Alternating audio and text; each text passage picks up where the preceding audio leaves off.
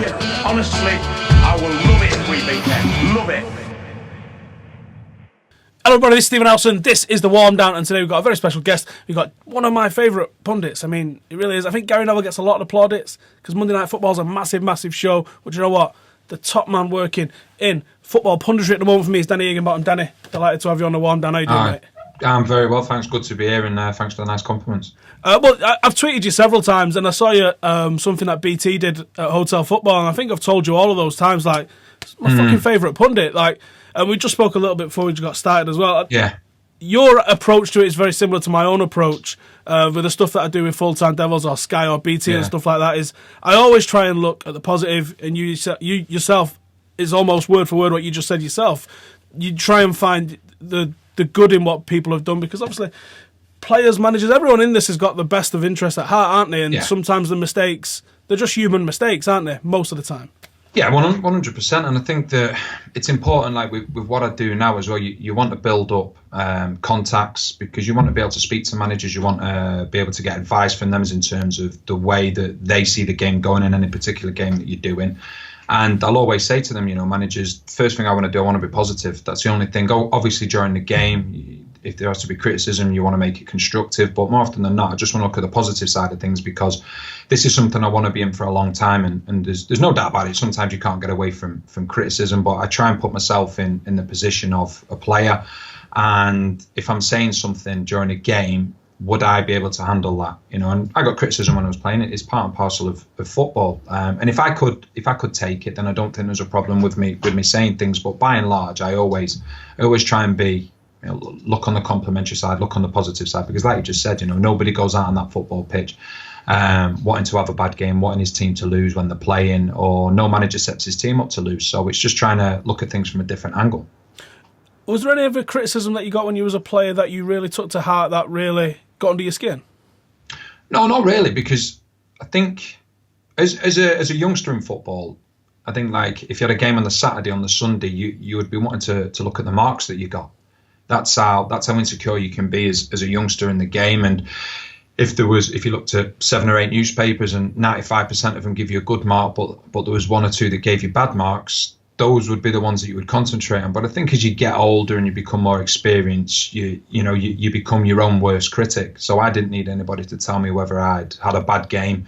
If I come off the pitch, I knew whether I had a good game, a bad game, or an indifferent game. So as you get older, the experience helps you a lot. And like I say, you're your own biggest critic either way, whether you have a good game or whether you're a bad game as well. Did you think about punditry as you was coming towards the end of your football career, or was it something that fell into your lap? No, it happened a little bit. Oddly, probably not under the best circumstances. So when I was at Stoke City, we got to semi-finals of the FA Cup, and I scored the winner in the quarterfinals, and everything was going really well. And then I did my cruciate about 2 weeks before the semi-final. So obviously I ended up missing the semi-final and the final. But at that time, obviously the FA Cup is a huge event, and I was interviewed by a couple of different TV companies, radio stations, obviously leading up to the semi-final and then to the final. And it was something that I enjoyed. Didn't really think too much about it after that. And then I got back playing. And when I got back playing, I think I put the majority of my energy that I had left, because I think I was 31, 32 when I did my cruciate. And I put so much of my energy in getting myself back fit that when I actually got back fit, I didn't have much left in my tank. And I soon realised that when I came back that I was coming towards the end of my career. My time had come at Stoke City to move on, and then I moved around a few different clubs on loan. I went to Sheffield United and had, I think, maybe 4 months towards the end of the season there, and then I stayed for the next season. But then what was happening during pre-season was that we were doing all the pre-season running, so they were long days for footballers. You'd start at 9, probably finish about 4 o'clock. But then I found myself driving down to London for a show at, say, 8 o'clock at night, and then I'd be getting back home at maybe 2 in the morning, having maybe 4 hours sleep, and then going pre-season training. It didn't bother me, whereas I would never have dreamt of doing that early on in my career. And I was really starting to enjoy it. I got to the point where I didn't enjoy full-time football anymore. I had a season left at Sheffield United still, but I wanted to try and cross things over to see how it would work. So then I went to part-time at Chester, and I was able to do both. So I was able to do the media side of things as well as playing. And then who was that you started with then? Who was the company that's giving you the start? To be honest with you, TalkSport were fantastic with me. They were really good. I was doing shows. I do the sports bar on a few occasions, kickoff. Then I was very lucky to work with some very good presenters at the time. Danny Kelly, one of the best around. Mark Saggers, Andy Goldstein, people like that. They were absolutely brilliant to work with. Ian Danter, and I learned a lot from them early on. And the one bit of advice I got at the time was that whenever you're doing a show, just imagine you're at the pub with your mates, having a pint, having a talk about football. This wasn't specifically about radio, obviously, minus the swearing and what have you. And just talking about my thoughts, my experiences, how I saw the game, but just try not to contradict yourself. Try not to, if you come up with something, then say. Off my own back, I tended to think that the first answer that I gave wasn't the most important. It was the second one, because more often than not, the second answer that you're going to give is to back up what you said initially. So it's about thinking about what you're going to say, and then having a reasoning and meaning why you are going to say it as well. So otherwise it's pointless if someone then comes back and says, well, why are you saying that? And you just come out and say, well, that's the way I think. So football supporters now are probably more educated than ever. With the social media, there's football on television every single day of the week, on the radio as well. So you have to be thorough with the work that you're doing, and it's something that's really enjoyable. I love doing it. I see football from a different angle now, speaking to different managers and what have you, and it's really enjoyable getting to find the knowledge that managers have and the pressures that they're under as well. It's the tactical insight of yours that I really enjoy the most, and obviously that isn't something that you get on TalkSport. So that would have been something that come through probably in your time at MUTV, I imagine, and certainly now with the role that you're doing at Sky. How deep in depth with the analysis do you go? Are you looking at things like expected goals charts, or are you just literally looking at what you see on the pitch, putting yourself in those players' shoes and that manager's shoes, and trying to think tactically what you have done in your career and the sort of things that you've heard managers talking about? I think on an individual level, you try and give your experiences from when you're playing, but I've learned more tactically than I learned in 15 years of professional football. Because when you're consumed with the game, when you're actually playing, you're in a bubble. All you're doing is concentrating on the team that you play for, what the manager wants from you, and to a certain extent, maybe looking at the individuals in the opposition team. Your opponent, your immediate opponent, whether you're playing centre back or whether you're playing full back. But then when you take a step away from that, and you go into the side that I'm doing now, which is being the media side, you're looking after a lot of different teams, different managers. So you've got to try and see, each team, how they go about things, look at the results that they've had, look at some of the games that they've played previously, the systems that they play in. Every system will have its strengths and every system will have its weaknesses. So it's just looking at that, seeing how goals are being conceded, how they're scoring goals. But it's something that I do find really fascinating and interesting, because as a player, if I had probably the tactical awareness that I have now when I was a player, I think I would have been lost, because there's too much to absorb, there's too much to take in. It's one thing to talk about it, but to have all that, to have that tactical knowledge, but then to be on the football pitch as a player, I don't think it would be that advantageous. I think it's fantastic for managers, because obviously they've got to look after a team, not just individuals. So it's something that I've probably learned more since I was finishing, just in terms of watching specific teams, looking at individual players, reading books. It's a big thing, always having a thirst for knowledge that way, and then speaking to managers and how they see the strengths and weaknesses of their team and how they look to get the better of the opposition as well. Was there much video analysis about when you was playing? Yeah, there was a lot. There was a considerable amount, and obviously when Prozone came in, I was still quite young when Prozone came in. There was no hiding place.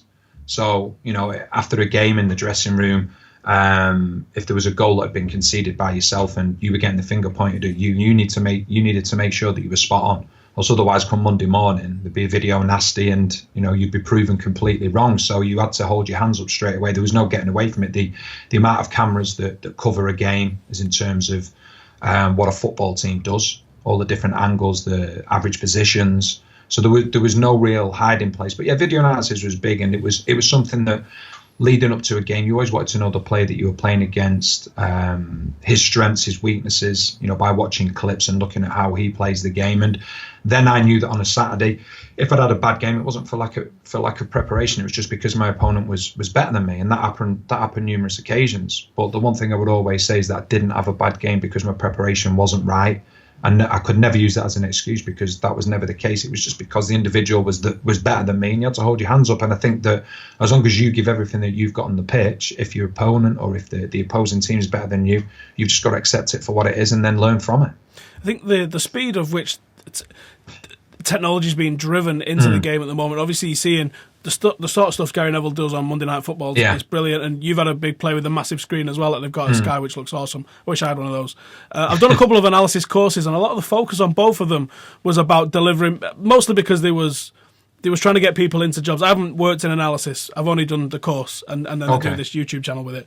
But the focus seems to be a lot of it on recording the first half to be able to feed information to the manager. Was that something that you had while you were still playing, or was that still to come in the game? No, it's something that I see more of now, because obviously we're on the gantry, and when we're on the gantry, you will have the video analysis individual from each football club will usually be up there on the gantry with you, and they'll have everything in preparation. I think one thing that they'll do, you'll see a lot of time though, there will be somebody in the dugout, and this isn't probably just at half time. This might be something that's during the game as well. You know, if there's something that's being flagged up, if a fullback is playing too narrow, it might be something that can then be passed down, because obviously when you're up in the gantry, you've got that bird's eye view where sometimes the manager can't see all of that. But at half time, I used to find that it was individual. It was individual notes that had been taken by the manager, the assistant manager, and the number of coaches that they had involved. Yes, there could be someone sat in the stand, depending on who that was, and they would come and give their opinion as well. And sometimes you needed a little bit of that, because you can get lost in the game yourself. And I think it's important that players can be in-game managers at times, because there will be times on a football pitch where a manager's trying to get his point of view across, trying to get his messages across, but through the crowd, through the atmosphere, you can't hear it, or you're just so enticed and so involved in the game that you actually can't take it in yourself. So it's something that will be sorted out at half-time a lot. But as we see with managers now, you know, more often than not, most of them have got a writing pad with them. They'll be writing things down, and then they'll go through it at half time. And different managers will do different things. Certain managers will have bullet points where they'll go, right, okay, this is what I want to talk about. Other managers will actually have bullet points up on a board, walk in, allow the players to come in, say nothing, go out of the room. Obviously, the players then see the bullet points on the board, and they'll say, right, okay, this might be a good time for us to discuss about what the manager wants to talk about. Then the manager will come in, have his point of view, and then, listen, you can have an opinion, but it's always the manager that will make the decision about what's going to happen. So players, I think it's important that players do take things on board themselves at times, because although the manager's there giving his side of things, you know, sometimes players have to take it upon themselves to change something in a game when the manager can't get the point across. It's such a short window of time as well, and people are coming in, you know, players are trying to get a brew, maybe change boots, change shorts, change a shirt. I can't imagine the chaos with a video analysis team trying to show you something that happened at a corner, as well as all the other points that's going on with the manager and everything like that. I'd actually love to just stand in United's dressing room at half-time once and just observe what's going on, because I think it'd be absolutely fascinating to see. It would be. I think the first thing you want to do with players when they get into a dressing room, you just need to calm them down, because, you know, sometimes their adrenaline's still running for whatever reason from that first half, and they just need them few minutes to calm down. I'm sure the manager finds himself in that situation as well, where he needs a few minutes as well just to calm down and gather his thoughts. But I think you'll find more often than not, unless there's something crazy happens in the last 4 or 5 minutes of the first half, I would imagine that the manager pretty much knows what he wants to say, and he's going through what he's going to say at half time to his players, whether he needs to make changes, whether it be substitutions or a tactical change that he needs to make within the game, is something that he'll probably be processing, I would imagine, before the end of the first half. But being in the dressing room it's great, because you're going to come in and there'll be certain times when individuals will be having conversations, because they want to create a 2v1 situation attacking, or one player's find himself isolated 2 against 1. So there'll be them conversations, but then everybody comes together, and that's when the manager has his say. And, you know, it's sometimes better to take a step back from manager's point of view, which a lot of them do. They'll have 3 or 4 minutes, allow you to do whatever you're doing, say whatever you're saying, get your drink, and then they'll come in. Then they'll get their point across, and then it's up to you then to take it out there on the pitch in the second half. Madness. I can imagine the chaos at half-time sometimes, especially if there's major tactical changes to be made and everything like that. I mean, it's a hell of a lot of information to cram in. But I'm sure that they're also working on this, that there's a contingency, from Thursday and Friday. Look, if this is happening, we're going to do this. But anyway, that's enough on that. Let's talk about this year's Premier League season, because it's absolutely wild, isn't it? for different reasons. Let's be honest with ourselves. A big shout out to the likes of Burnley and teams like that that are just absolutely flying up there. Big Sam's come in and absolutely transformed Everton. I wasn't even certain that was possible, but they're flying up there now. Even David Moyes has turned West Ham around, but I guess we're going to have to talk about what's going on at the top.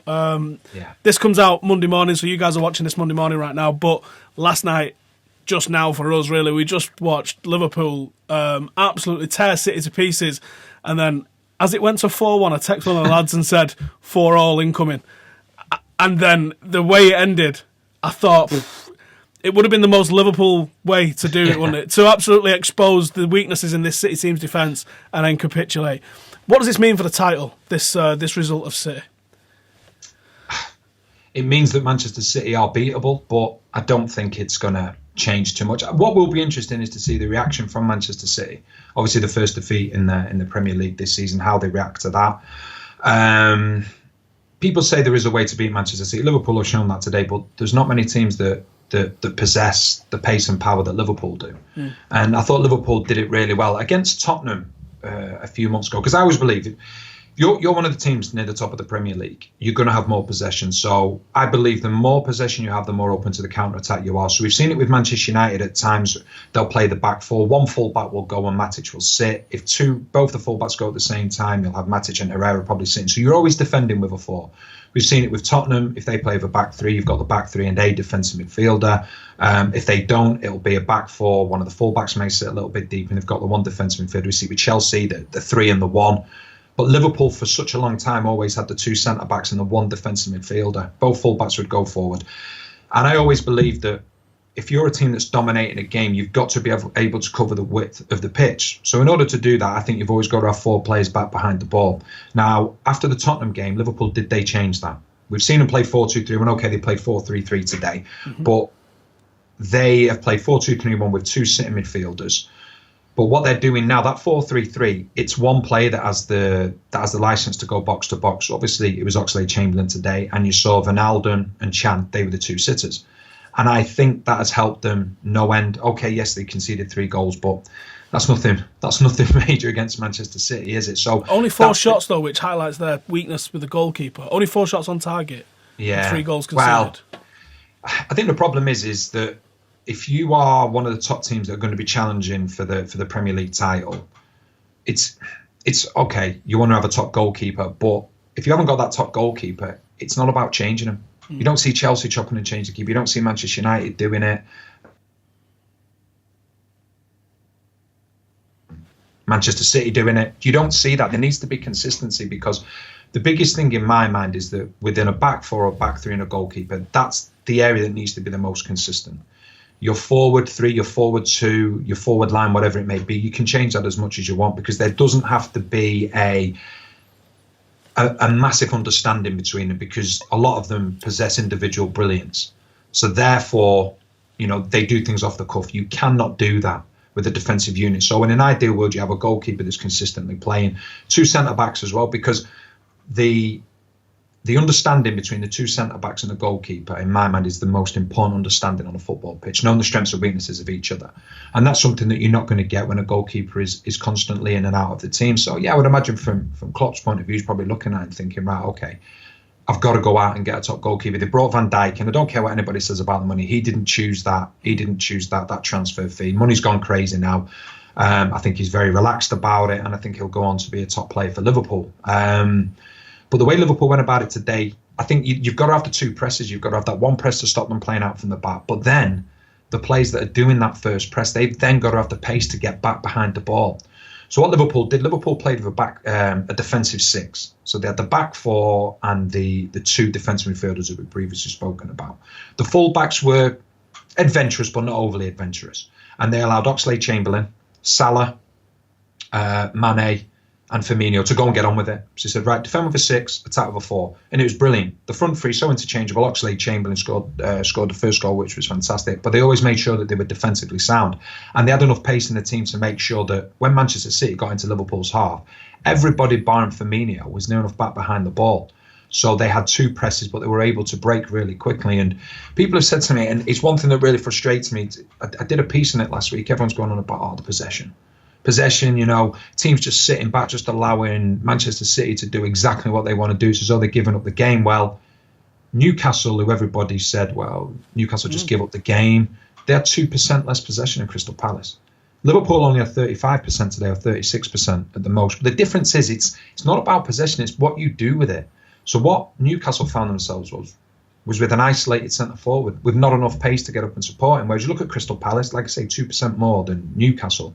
But when the ball went up to Benteke, you had players like Townsend, Zaha, able to make the ground up quickly and support the front man. Very similar with Liverpool. So it's not about the lack of possession, it's what you do with it, because you've got to allow City onto you to a certain extent to create that space in behind. Fernandinho is a phenomenal player. So I don't think you're going to get that much space in between the 2 centre-backs and the defensive midfielder. So at times it's got to come from the width. And we see how attack-minded Manchester City's full-backs are, in particular Walker, who's one of the best in Europe. So I don't buy into all this possession things, that the less possession you have, and it means that you're not trying to win the game, you're just hoping to get away from the game without embarrassment. I disagree with it. It's what you do with it when you've got the ball. In that way, United cocked up, though, because I also agree with you that I think that in a team that's going to want possession and they hold it where they hold it with such a high defensive line, for me, the way to attack this City team for United was to use the pace that we've got in the likes of Martial and Rashford, Lingard, and get in behind those fullbacks, because those fullbacks are getting forward. That I always thought that's where the most space is on the pitch, and we can get into those channels.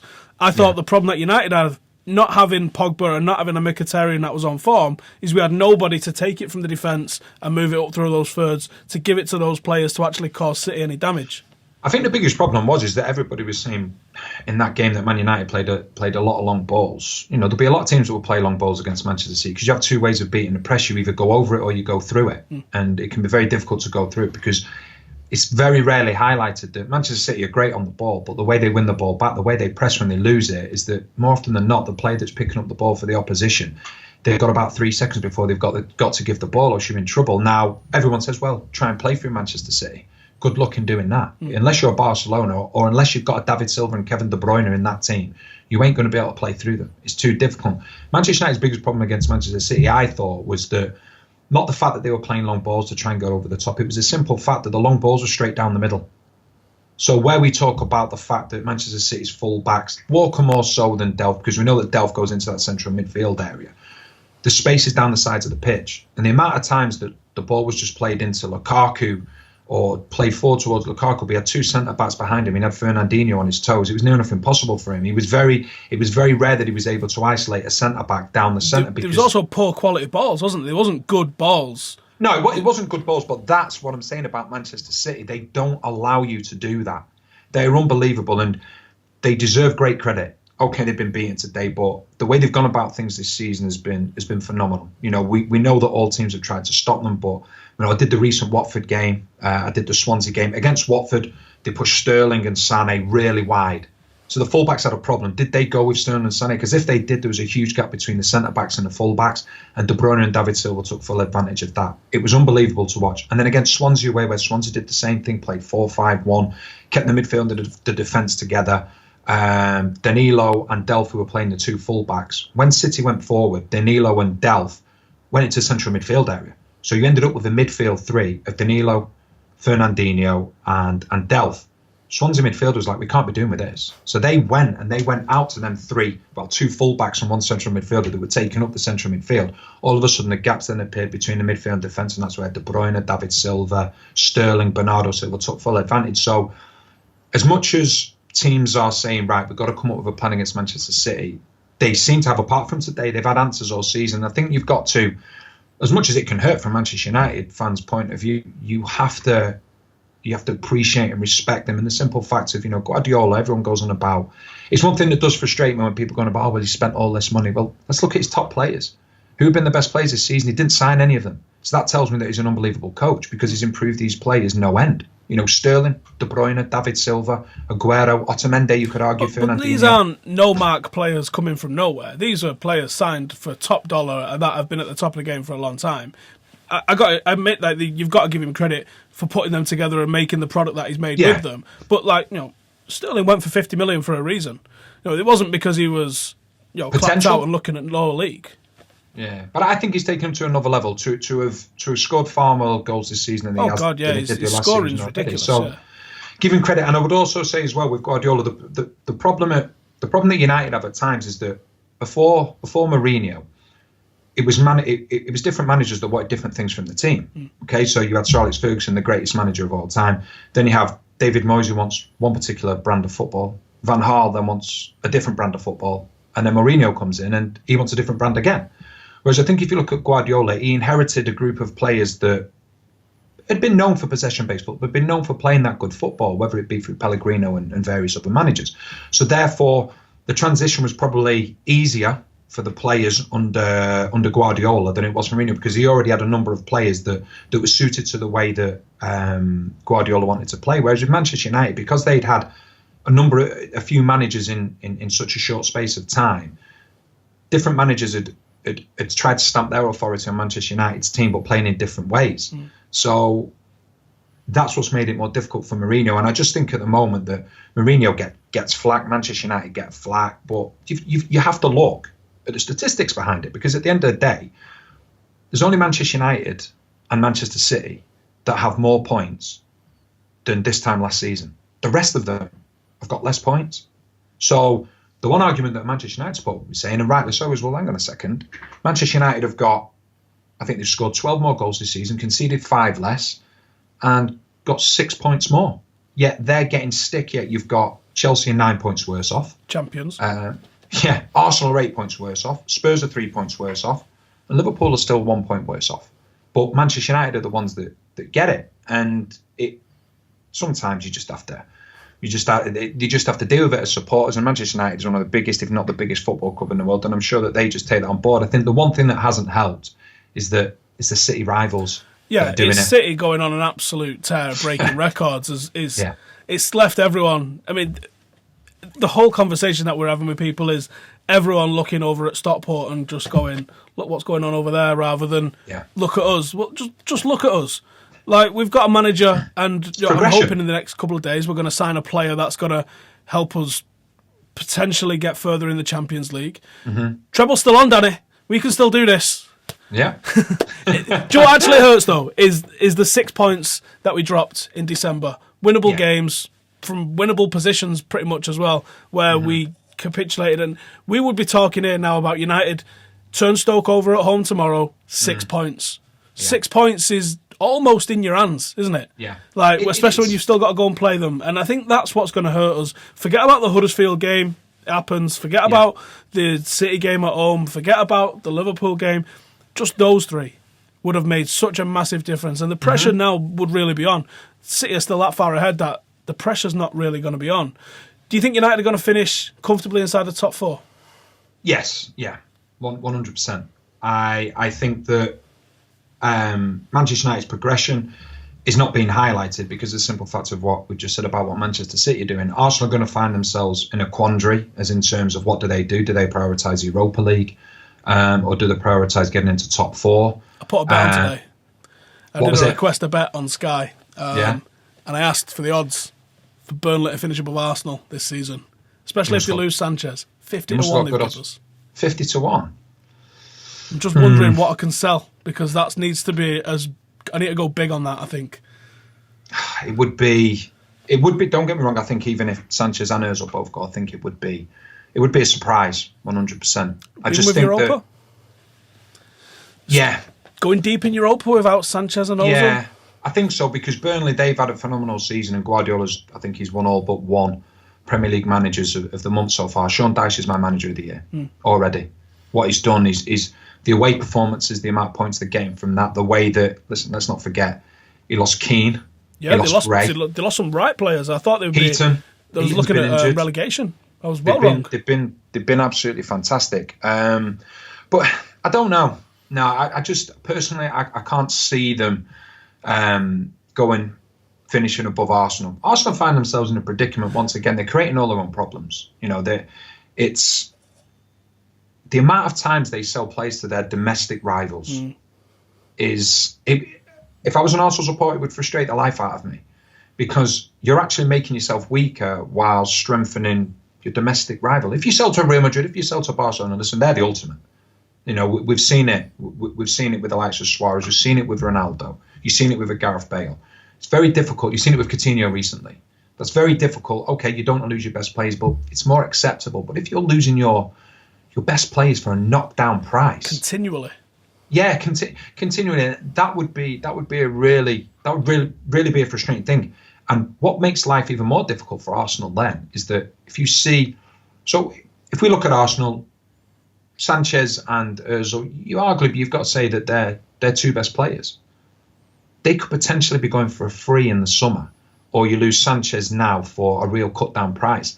So what does that say to any prospective players that Arsenal are trying to sign? Well, you don't keep hold of your best players. It could also be, if you wanted to look a bit dark, it could also be a way that someone at Arsenal could use to recruit. Come and play for us, have a good season. We'll definitely sell you on someone. What, are you saying they're a feeder club? Yeah. Well, I think when you sign for Arsenal, they give you an A to Z of Manchester. I think just keep that in your pocket. But it must be so frustrating, because you take a step back, and then from an Arsenal supporter's point of view, when on their day they're a match for anybody in the Premier League. But you cannot consistently sell or lose your better players. At some point, you've got to say, right, we're going to build, because I've seen over the years, I've seen some phenomenal Arsenal teams, and to let their best players go. The biggest one was they basically gave the Premier League trophy to Man United when they give him Robin van Persie for what it turns out to be unbelievable price. All the way back to Ashley Cole, and Fabregas, and they've just continually allowed players at their peak. It's one thing letting players go a little bit past the peak. It doesn't really happen at United. You see a lot of people finish their career here, maybe even cling on a little bit too long if you want to get technical. But you never see people really leaving United at the peak, ever. Arguably Beckham, Ronaldo. I think if you look at Manchester United over the years, especially the successful years, when you left Manchester United, more often than not, you were only going one way.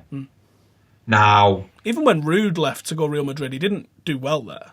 No. And Manchester United, obviously, they've had an unprecedented amount of success over the last 15, 20 years under Sir Alex Ferguson when he was there. But the amount of players that have probably left Arsenal and then gone to other clubs and won Premier League trophies, that's the problem.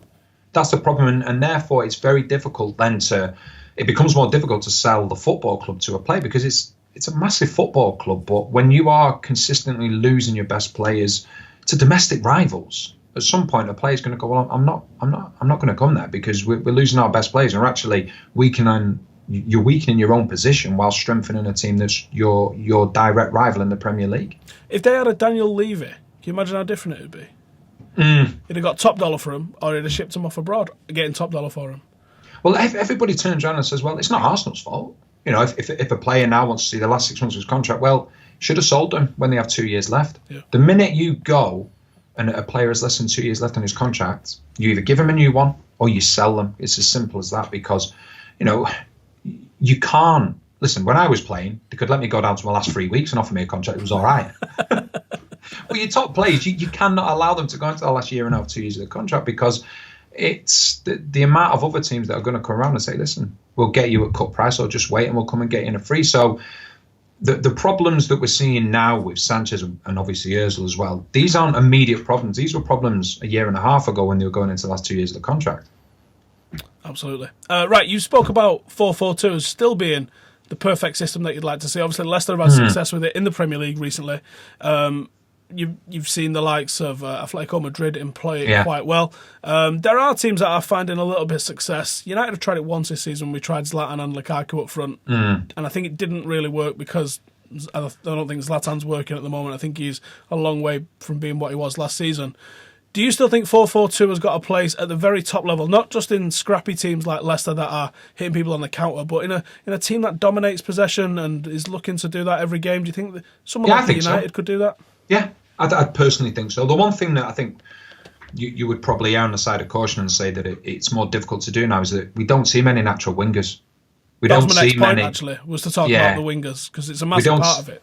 Yeah, I go back to me growing up, supporting Manchester United, used to seeing Lee Sharp, Ryan Giggs, Kanchelskis. Ronaldo was originally a winger. Then you had Nani. But there was great ones all over the Premier League. You had Overmars, you had Duff, you had Robin, Perez. The list goes on. Gamps, Morden, Pedersen.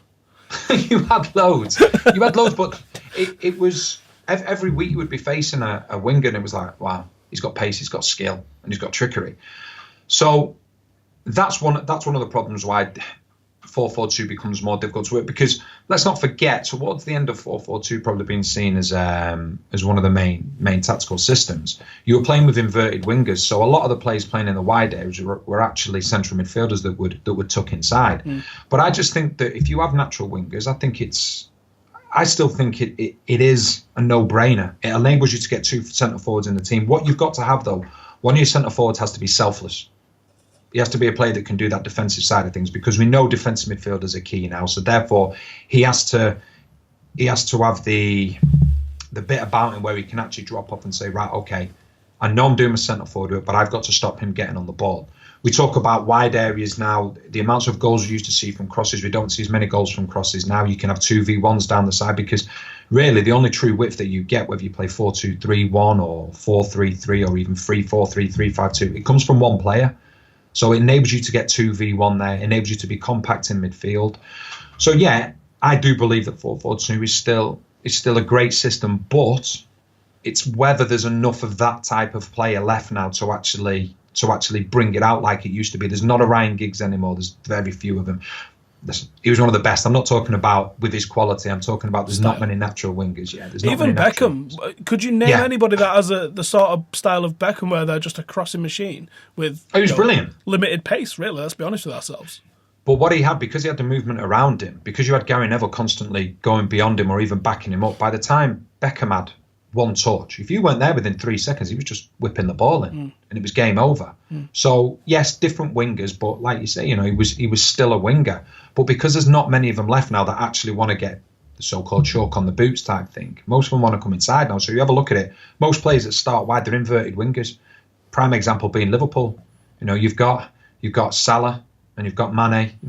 Both of them, they love to drive inside with the ball, go and join in with the everyone at United now, including Sanchez, that's about to come, if he plays him on the left. If he plays him on the right, I'm hoping he plays him on the right, to be honest, to give us some balance there.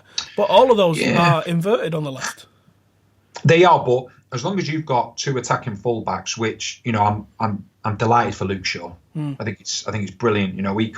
He could go on to be a really important player for Manchester United. We know that he loves to get forward. We know that whoever plays in front of him, whether it's Lingard drifts into that 10 role, Rashford wants to drive inside, Martial wants to drive inside, Pogba, he needs to have the freedom as well. But Luke Shaw hopefully can do on the left hand side what Valencia's been doing on the right hand side, because I wish Valencia would just cross it a bit more, just have a bit more fire him in, because he was excellent as as an attacking winger when we signed him. He had the most basic trick that no one could get a grip of. He'd stand the defender up one day, knock it with the outside of his foot and bang across, and he got bucket loads of assists doing it, and it's just gone from his game. He's still, I still think he's been absolutely brilliant.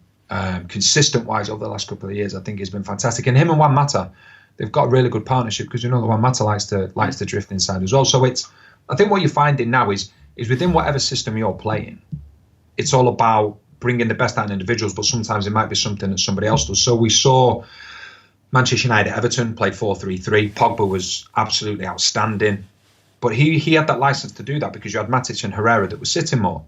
He also had the space to go into, because although Lingard was starting out on the left-hand side, he would drift into that 10 role, so that created the space for him to go into. It's just movement, though, isn't it? It's movement, which is what we didn't have under Van Gaal. And you still see now and then under the Mourinho regime that there's a lack of movement sometimes in the final third, and you just see the players standing there looking at the ball carrier, and you're like, honestly, really, lads, move. Like, this is under 10 stuff.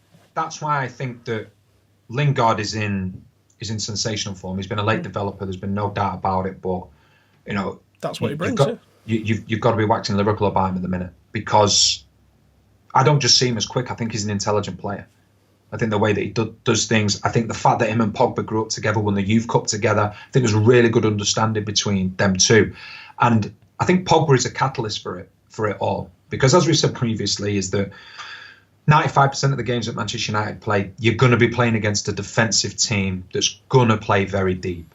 And what Pogba does, he gets past the opposition midfield. So if he gets past the opposition midfield, all of a sudden that back four has to become disjointed.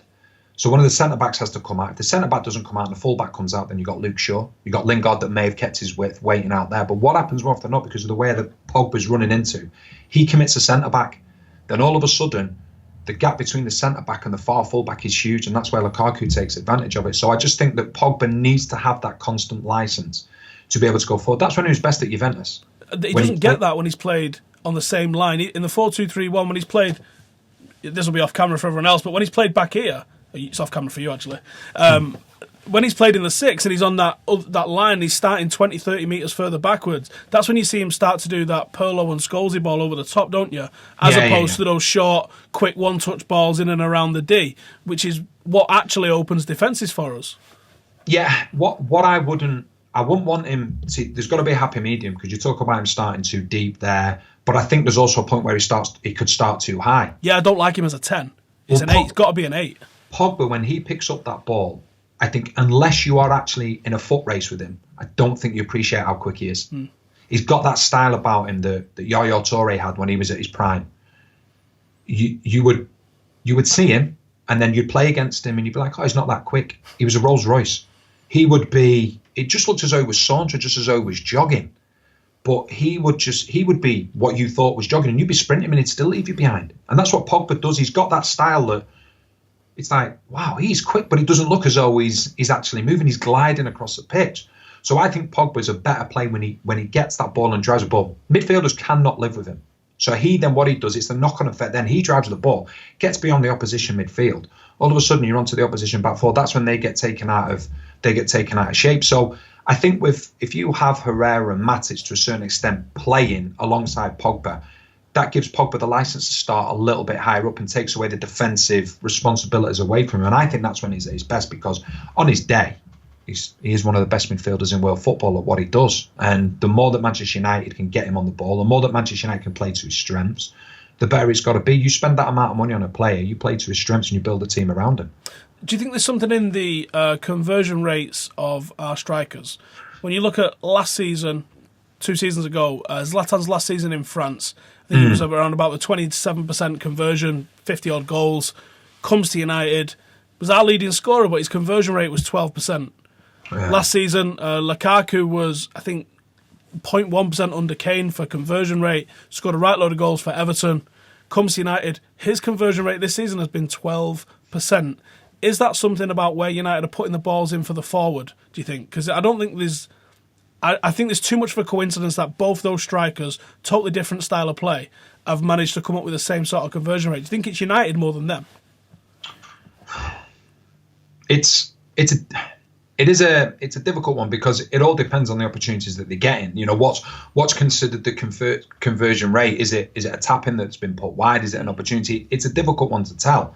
The one thing I would say about Lukaku is that he was a victim of his own early success at Manchester United. So, you know, we've seen some top centre forwards over the years come to Manchester United, go on to have phenomenal careers at Manchester United, but it's taken him a little bit to hit the ground running. Lukaku come in, hit the ground running. All of a sudden, he then has that patch where he's not scoring for a bit. There's question marks over him then. Whereas if he didn't hit the ground running like he did and didn't have that great a start, nobody'd be saying that much at the minute. He's still, is he maybe 3rd or 4th, or not far off that as in terms of top goal scorers. I think he's on 16 goals already, which in first week of January is class. Exactly. So that's where that's when we spoke about it previously, about trying to look at it, take a step back and look at it for what it is, instead of going, oh, he's missing chance after chance. Have a look at it and go, well, he's in the right place. He's scored the amount of goals that he's scored. He's getting opportunities, so he's going to put the ball into the back of the net. You are going to get opportunities from playing for Manchester United. My concern would be is if he wasn't getting opportunities, because then you'd be like, wow, he's not getting many chances. If he gets 2 chances in a game, he's got to score one of the goals, but he's getting a lot of chances. So that tells me that he's getting in the right place. It tells me that his teammates are understanding what he wants, and he will go on goal-scoring runs. I just think it's because he started so well. The amount of goals he scored at the start of the season. Let's not forget Mkhitaryan as well. He was game unbelievable. after game after game after game. It was. And more often than not being assisted by Mkhitaryan. Yeah. I wouldn't take too much from it. I just think it's an incredible start that he's had. And it's been compared now to that. He came in, it was like, wow, look at Lukaku, he's been brilliant.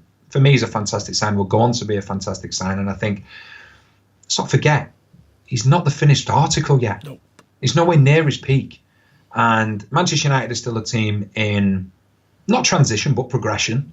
I think that Mourinho still would like to stamp more of his authority onto the team. It is a rebuilding process to a certain extent, but they're going in the right direction. And I really do believe that if Manchester City hadn't set the pace that they'd set and been breaking all records, everybody would be talking about what a season Manchester United have had, because they've had a great season. And as long, from a United supporter's point of view, as long as you're seeing progression every season in terms of where you're finishing in the league, the goals that you're scoring, the players you're bringing in, for me, that's I don't see it as an issue whatsoever. And there's progression at that football club without a question.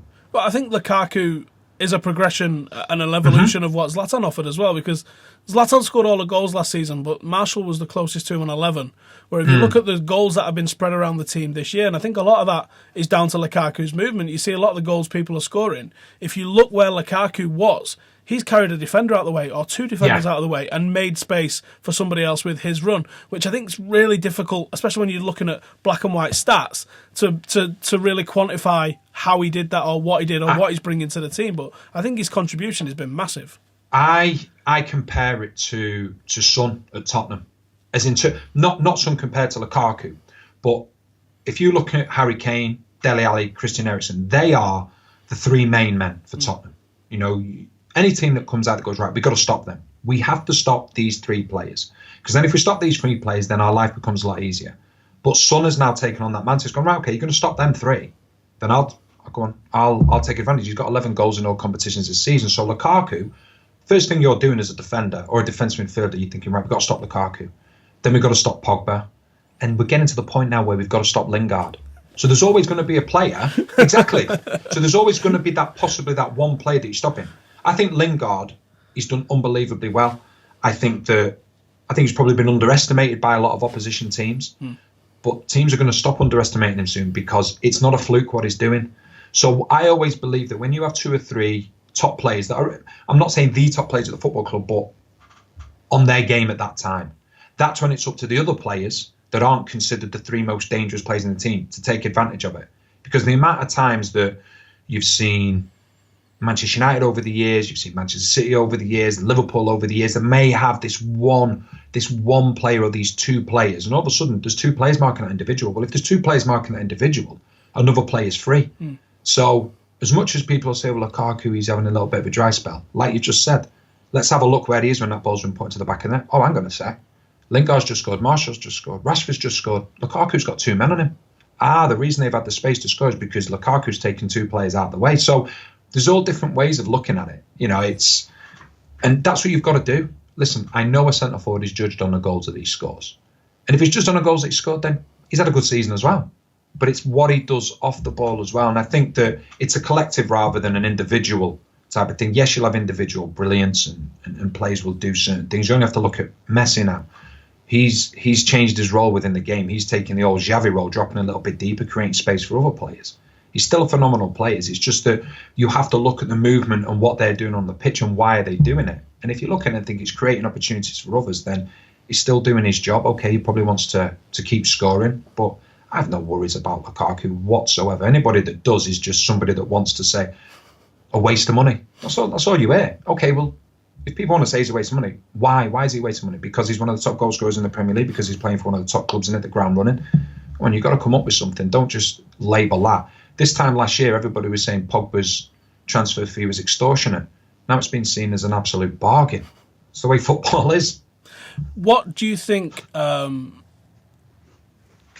I'll phrase this right so it don't get clipped up by everybody, but I think it looks as if Alexis Sanchez could well be on his way to Manchester United, it seems.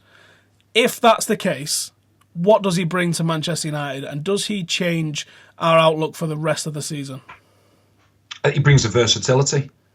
to the football club. I think when Guardiola had him at Barcelona, that was one of the things that he said. He's versatile. He can play as a number 9. He can be anywhere within that front three, even the front man. Mm-hmm. We saw at times at Arsenal he played as the one up front in a 4-2-3-1. We've seen him play on the left. We've seen him play as a 10. So he's got all them attributes. He's got all the attributes that he needs to be successful at a top football club. I think he's got the mentality as well.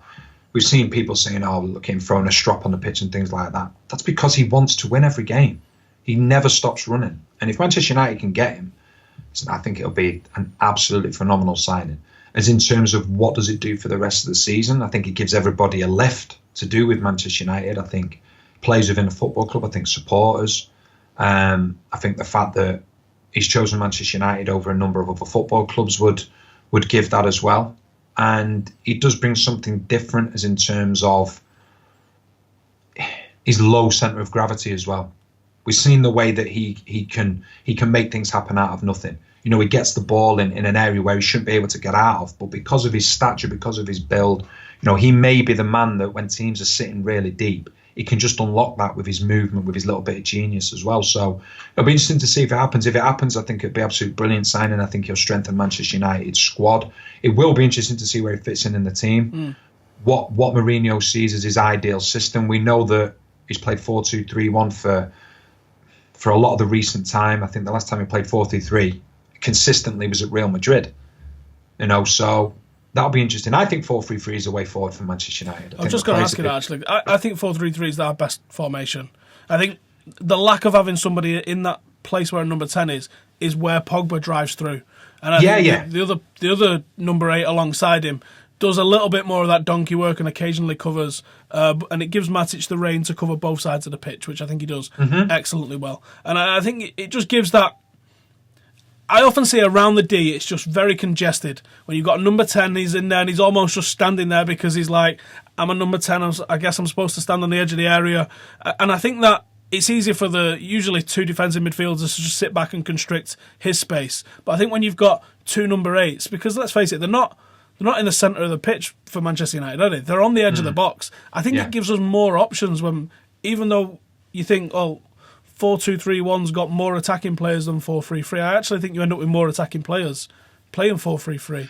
I think in a 4-3-3 as well, what you can do, 4-3-3 can be defensive or it can be attack-minded. It's all what you do with them 3 midfielders. If there was a particular game you're saying, right... You used to play at Stoke with Pulis, didn't you? 4-3-3? We would... Well, no, a lot of the times it would be a 4-4-2 or not necessarily a 4-3-3, but the thing I would say about 4-3-3 is that it can be as attacking as you want or as defensive as you want. All you have to do, them 3 midfielders, you either play with 2 sitters or 1 sitter. If you want to play with 1 sitter, then you can have a player either side of Matic, Pogba, and another. My only thing when I do look at that is that Pogba is the only player in Manchester United's team that can do what he can do. I think Matic can do it to a certain extent. You know, power pass players. I think we've seen that. We've even seen it at certain times with Manchester United. But he's needed to be that defensive player. But there's not someone. Listen, Pogba's a phenomenal player. I don't mean there's not someone in that can do exactly what Pogba can do as good as him. I'm on about someone that has the attributes of Pogba on the other side of Matic, who can be that box-to-box player. So you can have that in that system, or you can have 2 sitters. We've seen with Herrera and Matic at times, if they want to sit, they form a box then. It means the 2 full-backs, we talk about it. You know, I always believe that the bigger teams need to have a defensive force. So if you've got your 2 centre-backs and, say, Matic and Herrera, the recovery runs from the 2 full-backs can be into central midfield, and then Matic and Herrera can actually go and cover the wide areas. So you've always got a 4 covering the width of the pitch. I think that they have the full-backs now to play 4-3-3 if you're going to play with 2 sitters, because they're the ones that can give you the width in Valencia. I think Young does it extremely well as well. You've got Luke Shaw that can do it. So you've got fullbacks that can do that can go and give you the width. You've got a Lingard or a Rashford or a Martial on that left-hand side that get the ball and they want to drive inside. Now, because they want to drive inside, that leaves a gaping hole.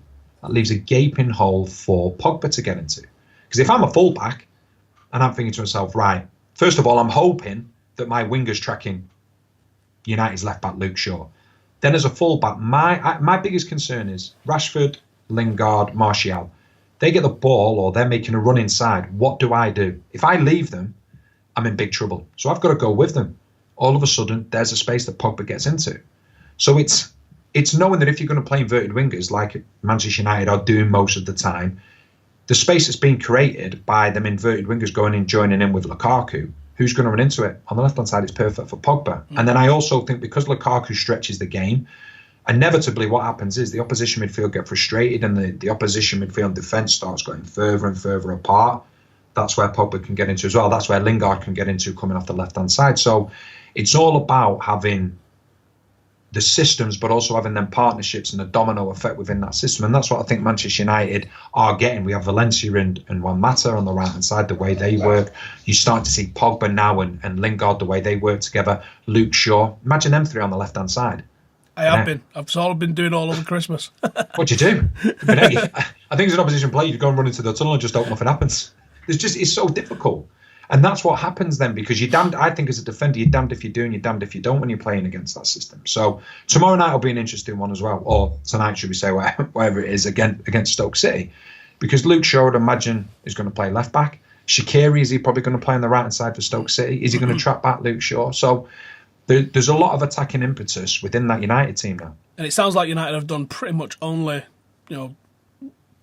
possession and gameplay type stuff while they've been in Dubai. Loads of fun, loads of energy, really relaxed. So I am expecting that United do come out tonight and go all guns blazing. And I think it's an excellent opportunity while there's chaos at Stoke to really pour a bit of misery on them, really, but to really cement the hard work they done last week in Dubai. Because can you imagine all this positivity that they're riding and we get a 0-0 draw or something? Not even lose, just a 0-0 at home. Yeah, I think the big thing is if you look at United in particular at home, it's a lot of late goals that they do score, and that's not because they're not a good team. It's because teams are showing that much respect that they're sitting deep and saying, listen, if we can get a 0-0 later, jobs are good. And everyone talks about it, and it's one thing that does frustrate time. Everyone goes, oh, look at Mourinho, last minute goals to win a game. Well, who invented Fergie time?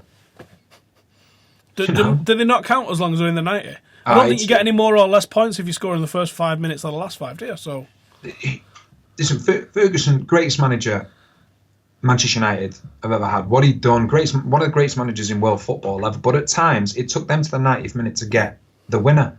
But they kept going, because if you're getting 10 men behind the ball, I remember at times going to Manchester United, and it was just wave after wave after wave of attack. And it was like, wow, what's just happened there? And before you knew it, it could be 2-3-0, but there'll be other times where you're hanging on, and then that will get you eventually. It's because what happens is the reason that your top teams, and we're seeing it with Manchester City as well, the reason the top teams score a lot of late goals is because they've completely exhausted the opposition. When you get tired, people go, oh, your legs go, when you're tired, you can't get there. That's nothing to do with it. More often than not, it's your mentality. It's your concentration. That's the first thing that goes. So all of a sudden, when you see, oh, Man United or Man City or whoever it is have scored a goal to win the game in the last minute, just look at the left back there. He hasn't got the legs to get back in. It's nothing to do with that. It's because he's starting to get tired, and the first thing that's switched off is his concentration. He hasn't had the presence of mind to get in there. And that's the beauty of it. People could be looking and going, oh, yeah, look at all the late goals Man United. Well, I could turn on instead and go, yeah, well, look at the late goals they've got. If they hadn't have got that, so that means that they keep going all the way till the end. And that's what your great teams do. Manchester City have shown that as much as anybody this season. Yeah. That was another criticism of Lukaku early in the season. He only scores late goals. We're like, hang on, isn't it a plus for Lukaku that a guy that size he only gets half a goal for that? Steam to go in the last minutes.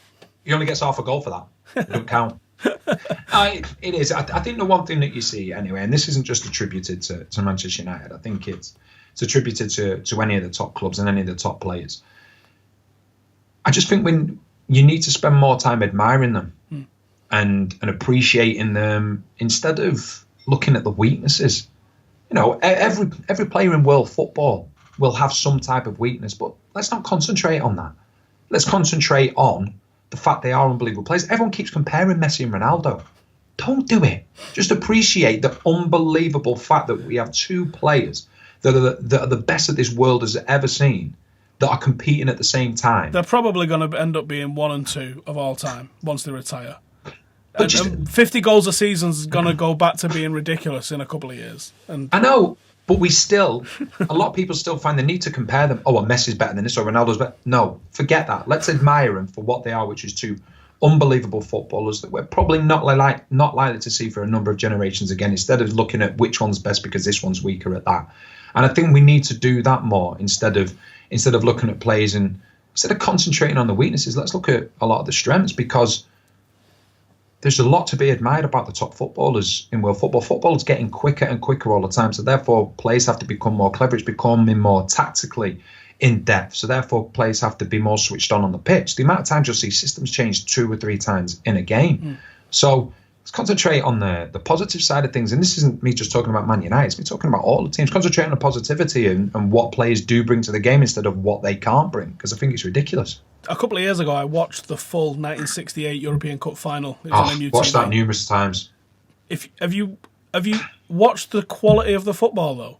You would be punching holes in a telly if that was now. I'm not going to say it, but go watch it. Go watch it and then put it in the comments what you actually think. I'm not saying it. The commentary is brilliant. My favourite video when I was a kid was a George Best story. It was, and it had loads of highlights on there from my oh my how they cheered Kid the birthday boy, and were United finished not on your life. Bobby Charlton made it 4, and then George Best when he had it was Eusebio, wasn't it? He went through and he had the shot. Yeah, Stepney saved from a point blank Stepney saved range. it, and he went up to him, cuddled him, and things like that. Bobby Charlton, how he got that goal in from that obscure angle is just bizarre. And then George Best beating the keeper, and the keeper diving into the goal as it's put over the line.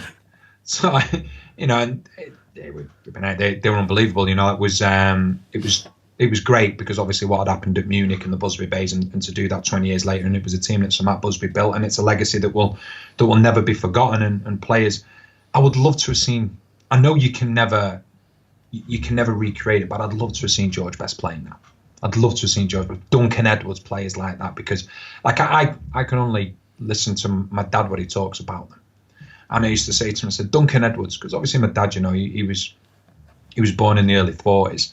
And I asked my dad, I said, Duncan Edwards, I said, where'd you put him with Robson and Keane? He went, combine the two of them. I was like, wow, that good. And he was like, yeah, he was phenomenal. George Best. He come third in the Ballon d'Or the couple of months before he died, at 20, as a defender. It's unheard of, especially then. That tells you he was getting the respect around Europe.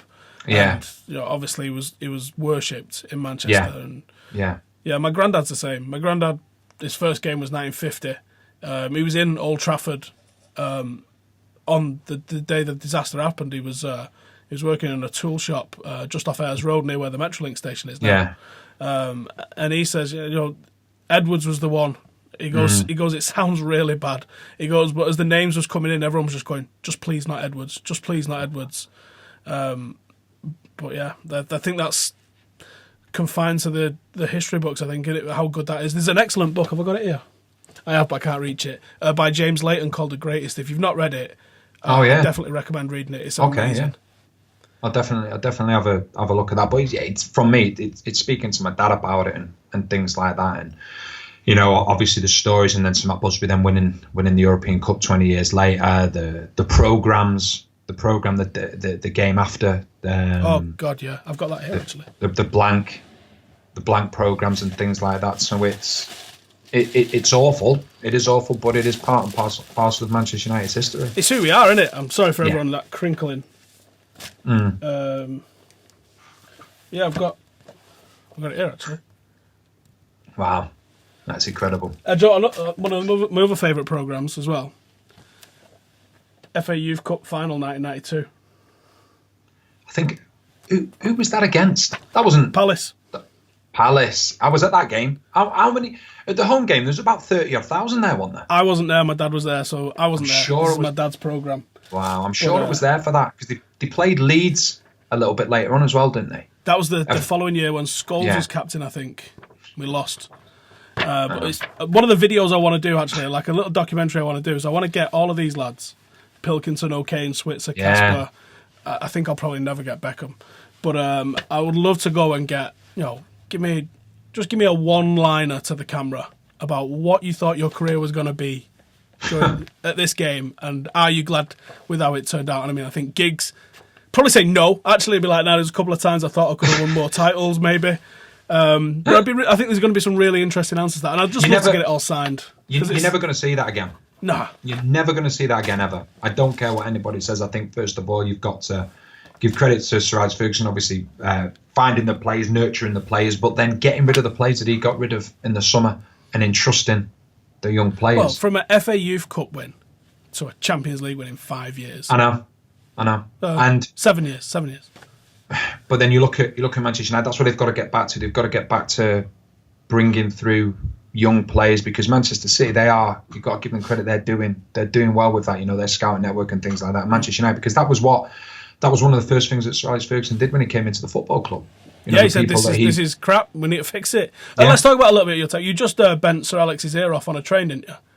Oh, it was unbelievable. I was just coming home. I was coming home on the train because I have a show that I do every Friday on Sky, 10 till 12, and I saw him, and he was just waiting on the train. He was like, I was just sitting at the back out of the way, and I walked past him, just said hello and what have you, and I just walked past him for, leave him to it. And he invited me over. Just said, come and sit down, and we just spent 2 hours just talking, just me and him. You think and just praying for a delay near Macclesfield? Like, come on, just like a signal failure or something. Let's just sit here for another 8 hours. But it was brilliant. And, it's really different now, because obviously I spent time as a kid there. I didn't play that many games for the first team there, but he was my manager there, regardless of whether I played for his team or not. He was the main man. And then when I left the football club, I was a player of opposition teams that would go to Old Trafford, or he would come to our ground, and so he was the opposition manager. But this was just so different. It was just two people talking about football, and he still has the aura about him. He was just. I'm one of these people that when I'm in the presence of somebody that I think has unbelievable knowledge, if we chat for 2 hours, I spend about 10 minutes talking. That's it, because I just want to take it all in. And he was just talking. He's like a granddad. He was just talking about. I can't imagine how much of a treat that is. And what would you have paid for that? Like, if someone said to you, "You can have Sir Alex Ferguson, like a captive audience for 2 hours, just to let him just yarn on about stuff." He's just unbelievable, but he doesn't forget anything. One of the first things he said to me was, "I remember when you broke your leg. That was 22 years ago." And I was a snotty-nosed first-year apprentice. And it was just brilliant. We were just talking about anything and everything, about having drive, about the fact of, when they'd won the first Premier League, it was like, we knew we were untouchable. And that just actually gave me goosebumps. I was like, oh my God, imagine being part of a dressing room and a manager that knew you were untouchable in the Premier League. Just untouchable, just knew it doesn't matter who you're up against, you could deal with it. And the one thing, like, everybody talks about growing up at Manchester United and says, well, what's the biggest thing you got from it? What did you learn footballing wise? I learned how to conduct myself and how to be later on in life and things like that. Because when you used to go out training and you were fortunate enough to train with the first team, in the mid to late 90s, it was full of world-class players. But the way they were on that football pitch, it was like there was 3 points at stake. Mm. You had Gary Neville and Phil Neville. We were apprentices at the time, so we were first-year apprentices. And every Thursday we had day release for college, but that was the only day off we'd have. And the rest of the time, we probably used to get an afternoon off on a Wednesday every 2 weeks. So we'd be in the shower. Next thing, Gary Neville, who's now cemented himself, I think it was probably about 96, he'd cemented himself in the England team and in Manchester United's first team, and Phil Neville was well on his way to doing it. They'd put the red round the corner and go, right, lads, we're going on Wembley for heading practice. And you were like, I just want to have an afternoon off. But then after you'd done that for a couple of months, it was like, if it's good enough for them, it's got to be good enough for you. And wasn't that part of the thing that Cantona brought? It was like he would grab a couple of them and get out on the pitch and be like, right, I'm doing this extra training. And eventually the whole team ended up doing extra training. Yeah. But I think that was the characters within the football club as well. The characters, the players within the football club, they were all like, it was as though they'd win a game and then it was forgotten then, right, it was the next game, right, next game's coming along. And I was fortunate because I think probably when Cantona got banned, I was obviously like an apprentice at the time, I think, and you'd come and train with us when the first team had games, and it was just genius. He was just brilliant, but he was an ultimate trainer as well. You'd like see him like kicking a ball against the wall in training and things like that, and you'd be like, he doesn't need to do that. He's that good, but he was practicing his first touch. And I was just phenomenal. These players were just unbelievable. And like when I was a kid, so under 11s, under 12s at the School of Excellence, everyone talks about Beckham's free kicks and the ability he's got, and it's a God-given talent that he's got. It's not. You know, he worked on that. So when we were 11 and 12 years old, so the class of 92, they'd be like first-year apprentices. They'd come and train with us on a Monday evening after doing their apprentice work during the day, and they'd come and join in the five-a-side with us. And in the cliff, the goalpost closest to the exit door to go out had 2 tyres in it. Had two black ties in each corner, each top corner. We would leave, training would be finished at 8 o'clock. Beckham would get 2 bags of balls, put them 25 yards out, and all he'd be doing, bending them through the ties. That was at the age of 16. So he knew what he wanted to do. You know, that's hard work. And it didn't just happen. No one just said, "Here, David Beckham, this is your right foot." He just worked on it. And I used to see that with every single player. And for me, it was just, listen, I was never good enough to be part of that football team. They were unbelievable. I'm the first one to hold my hands up. But what I learned from that was actually seeing world-class players and seeing that no matter how good they were, they always wanted to improve. They always wanted to be better. And it was just a fantastic time in the football club. And my upbringing was brilliant because of it. There was, fools weren't suffered. And you saw that, and that's what every single first team player, they give as good as they got, and it was a joy to watch, to be involved in on a few occasions. It was great for my upbringing, and it really set me up for later on in my career. You know, I did as much as I can, probably overachieve, but that's because I always felt to myself to not give everything, whether it be training or whether it be a match, is to let yourself down. And it was a great upbringing and a great lesson for me at United at an early age. You said your loan out at Antwerp turned you from a boy into a man. You played pretty much the full season there, didn't you? And I think obviously Ronnie Walworth was there with you. There was Twiss Jamie out Wood there as well. Jamie Wood was out there with us. Tons of you, weren't there? Yeah, at the time, I was the first ever one to go over. Jim Ryan pulled me one day and just said, you know, we've got this connection with Royal Antwerp, and we think it'd be good for you to go over. And because Man United, I believed, and was proven to be the case, you know, don't do things just for the sake of it. They do it for what they believe is going to be advantageous for the player. I went along with it. It was a real up and down time. More good than bad, but a lot of life lessons. So we went out there. The team wasn't doing great. And my first 3 games, we lost the first one, I think 1-0. It was live on TV in Belgium. I gave a penalty away at their local rivals, so that wasn't the greatest of starts. The second game, I think we lost 2-0 at home. And then the third game, I'm not kidding you, we should have won 8-5 and we got beat 5-0. So we're on the bus on the way back. And as the bus has pulled up, I'm at the back, like I'm snotty-nosed, 19-year-old, I think? Yeah, 19-year-old. Was you the only red out there at the time as well then for them? Yeah, I was there for 3 months on my own. Just living in a hotel, and Flemish is a tough language to learn and an even tougher language to understand. So I'm on the bus and on the way back, and there's loads of fans waiting, and I'm thinking to myself, wow, tell you what, they travel in their numbers and they wait for us as well. That's absolutely brilliant. So all the players have got off. I'm the last one off. Oh, they went for me. They went for my throat. You piss off, go back to England. All of a sudden it was like, you come from Manchester United, you should be able to do everything right and things like that.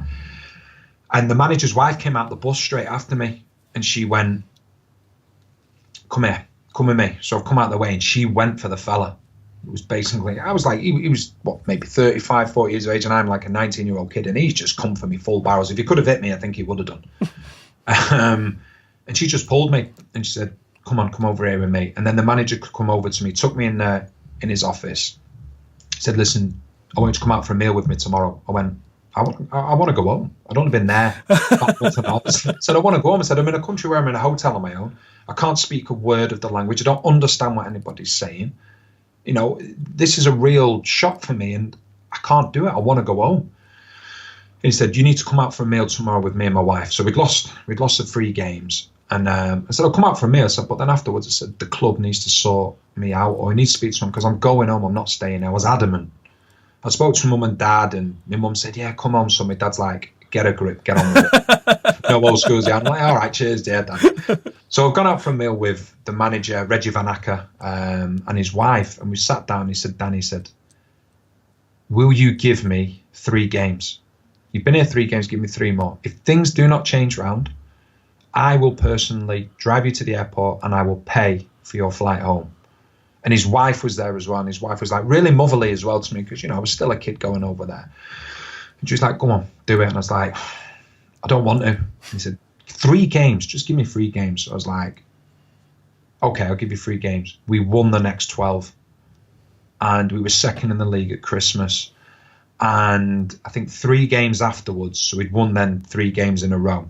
We played a team away from home. And I think it was a team called Deinzer. And Antwerp had an unbelievable following. Wherever you go, they take 3,000-4,000 without doubt. And so we're in the dressing room at the end of the game and everyone's like celebrating. And all of a sudden you heard it's like, no one knocking on the door. There's no one banging the wall. And I just kept hearing this right like around me. So I thought, it sounds like it's above my head. So I've looked up, there's a glass ceiling. And the fella that wanted to punch me was taking all his clothes off on the roof of this dressing room. And I'm like, what are you doing? And he's just like doing a striptease. And I'm thinking, is he doing a full Monty here or something for a bit of a joke? And he's crying. He's visibly crying. He's taking his top off, taking his pants off, still got his shorts on. And he's got all these Antwerp tattoos. And he's just pointing at them, then blowing me kisses. So I've got changed, gone outside. And he's come up to me, just give me the biggest hug. And he went, Danny, I must apologise. So this football club, as it is for many supporters, it's our life. And we put too much on you. And, he just gave me a big hug, was crying his eyes out. And from that second onwards, I ended up becoming like a bit of a figurehead at the football club as in terms of what was going on the pitch. And it was incredible. So that made me grow up. But not just that, the war was going on in the former Yugoslavia at the time. So we had 18 different nationalities there. We had a number of players that were on both sides of the fence who couldn't get in touch with their loved ones, couldn't get in touch with their mums, their dads, their brothers, their sisters, aunties, uncles, couldn't get in touch, didn't know whether they were dead or not. Was that an atmosphere in training or was that? No, it was unbelievable. It was unbelievable. The fact of you had these people from both sides of the fence. For all we know, a member of one family could have killed a member of another family. Or all of it. Yeah. It was, it brings shivers down my spine just to see the humanity amongst them. And every day it was news. They couldn't get any news. They couldn't get in touch with anybody at home. And it was really emotional. For a 19-year-old kid to be seeing that, it sort of put my problems in terms of I can't speak Flemish, or I'm in a hotel that just keeps serving me cordon bleu every night. Just put it into perspective. And it was brilliant on a football level, but a growing up level as well. It nearly wasn't though, was it? Because Ronnie Walwick had a bit of a run-in with the referee, and you luckily you got found innocent after a little bit of a mess around, but you was dragged into a right load of shit with Ronnie Walwick as well. Ronnie got banned for life, and you got a year ban initially. Was that right? Right. I think basically what happened, Ronnie got. Did he get life? I think it was signed. Yeah, it was life. I think. Okay, and I got 2 years in Belgium and a year in England. Now, for me... Did you have to phone Fergie like, It was incredible. And I will tell you, if you've got the time, I'll tell you the story of this from start to finish, because it will make your jaw drop. Go it, we'll wrap up on this. So, go on, throw this one. Right. So, we'd got into the playoffs, and we'd played a team called Turnout at home. We'd been beaten 2-1, and our fans had rioted after the game. So we then were due next to play La Louvière, and La Louvière was the French side of Belgium, and there was a real rivalry between the fans. The La Louvière's fans had started on us.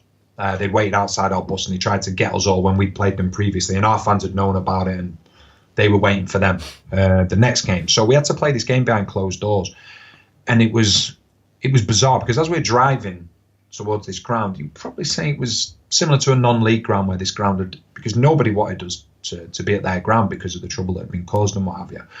So as we're driving, all the shutters of all the houses that they've got shutters like in this country, they're all down. It was just like a ghost town. So we've got to the ground and we go out. There's a lot of aggro actually in Dutch and Belgian football, isn't there? Hooligan. Yeah, there is, and they don't do it by half measures, or they didn't at the time. So we're out warming up and we're playing La Louvière, and there's not a fan in sight yet. We can hear hundreds of Antwerp fans singing.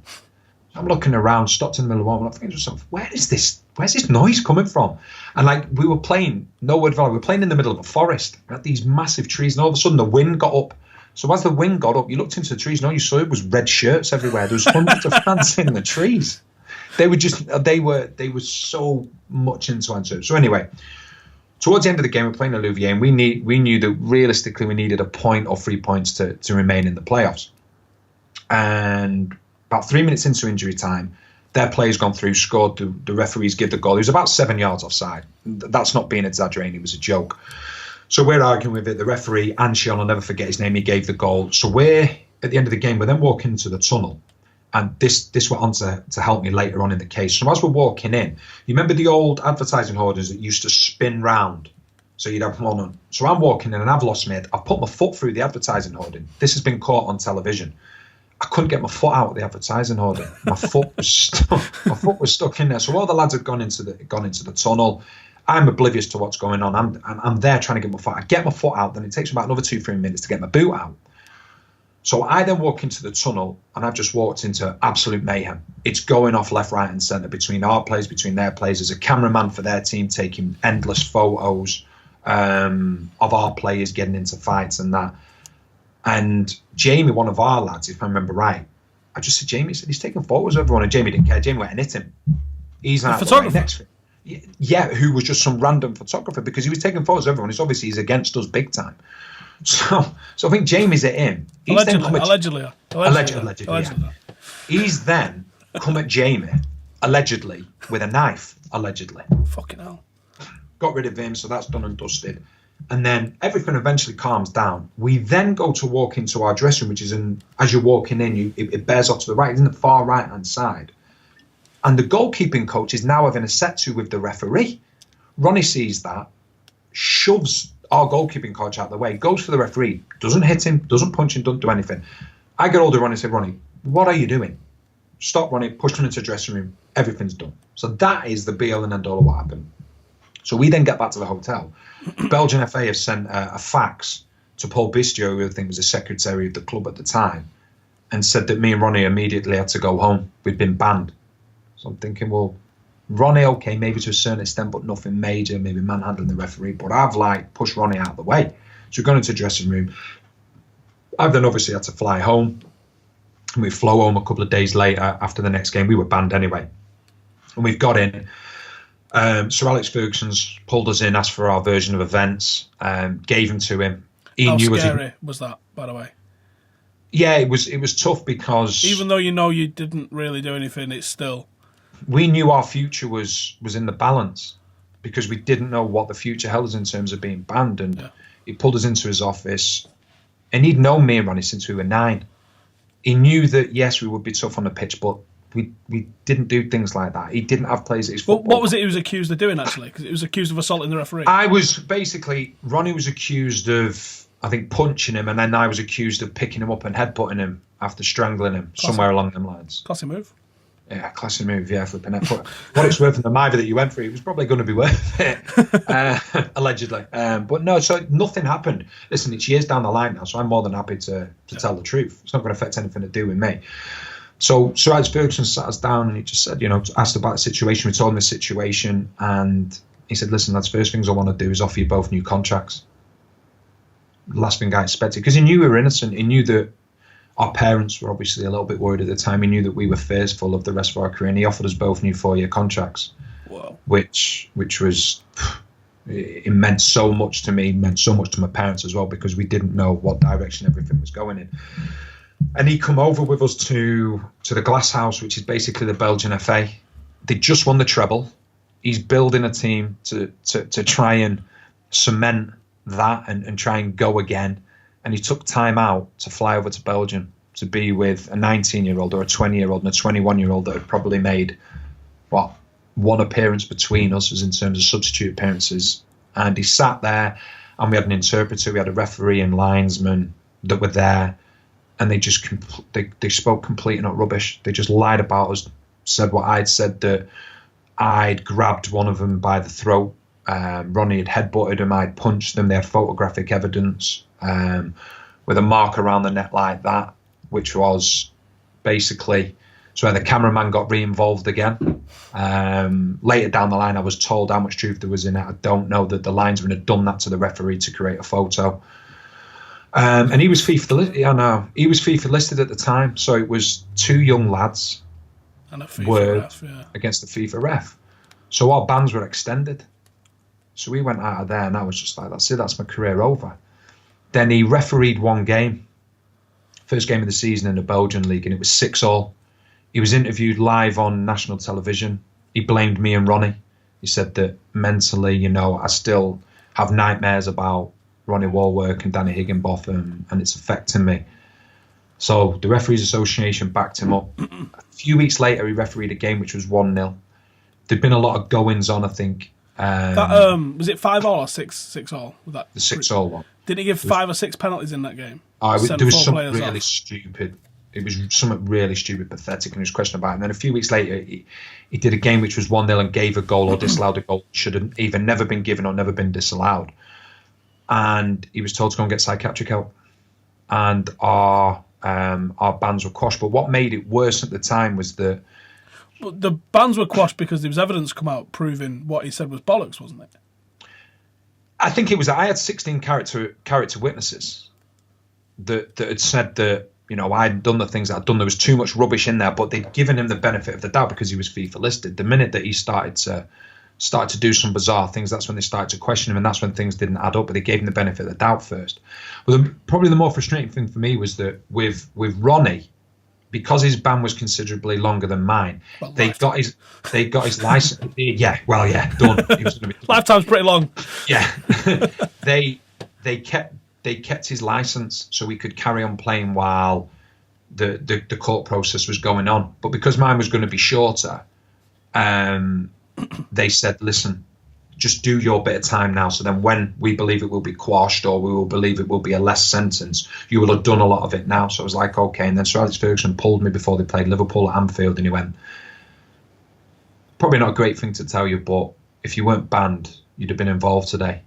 Oh, yeah, because there was illness and injuries, and Ronnie came off the bench. So it was bittersweet. But listen, I always believe I learned a lot from that. I learned a lot from that, as in terms of what a club that Manchester United is, the things that people within the football club will do for you if they believe in you, how that you hope justice eventually comes to the fore. And I look back at my time in Belgium as nothing but positivity, because everything that happened, whether it be good or bad, was a big lesson for me.